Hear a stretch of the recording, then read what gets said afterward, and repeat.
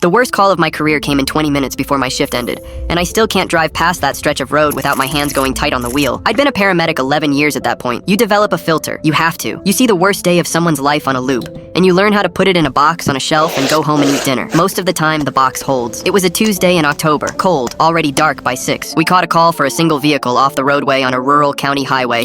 Unknown injuries. My partner and I were closest, so we ran it. We got there in 7 minutes. 7 minutes is fast. I remember thinking that on the way. We're making good time. We might actually help somebody tonight. A minivan had left the road on a curve, gone down an embankment, and struck a culvert head-on. No skid marks. Nobody had called it in for a while because there's nothing out there but fields, and you can't see the bottom of that embankment from the road.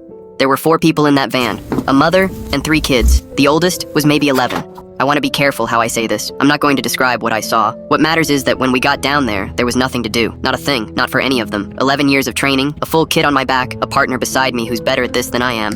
And the honest medical truth was that we'd arrived to a scene that had already finished happening. Deputies came, then a fire crew, then more people than the scene needed. All of us standing in a wet field with our hands empty. The middle child had a backpack still clipped across her chest. There was a spelling worksheet in the grass, face up, and somebody's shoe. I did my job. I documented. I helped the coroner. I drove back to the station and washed my hands for a long time, and went home and told my wife it was a bad one, and she didn't ask because she knows. The part that broke something in me came 8 days later. There was a memorial at the elementary school. I went in plain clothes. I sat in the back. I don't fully know why I went. Some part of me needed to see them as people and not as a scene. Needed the photographs and the drawings and the kids singing. I thought maybe that would put the box back on the shelf. Afterward, in the parking lot, I ended up standing near their father. He didn't know me. He had no idea who I was, or that I'd been there. He was talking to another man, and he was in that place people go where grief and rage are the same substance. And he said, loudly, because he wanted somebody to hear it, that he'd been told the ambulance took a while, that he wanted to know who was on that call, that if he ever found out who the medic was who let his family die out there, he'd have something to say to him. I stood 8 feet away and looked at the asphalt. I couldn't tell him we were on scene in 7 minutes. I couldn't tell him about the physics of a culvert,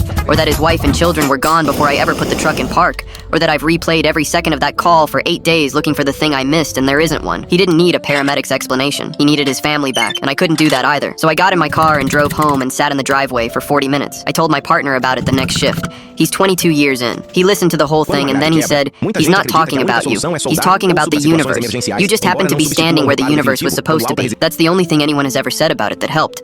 I went to counseling, actual counseling, 6 months of it, which I'd spent a decade telling myself I didn't need. It didn't erase anything. What it did was let me put it down long enough to keep working. I'm still in the truck. I still take the calls. And I keep a photo from that memorial program folded in my wallet, not as punishment, just so that when I'm tired at 3 a.m. and tempted to shave a corner, I remember exactly how fast I need to be, and exactly how little that sometimes matters. I got there in 7 minutes. I'll be telling myself that for the rest of my life.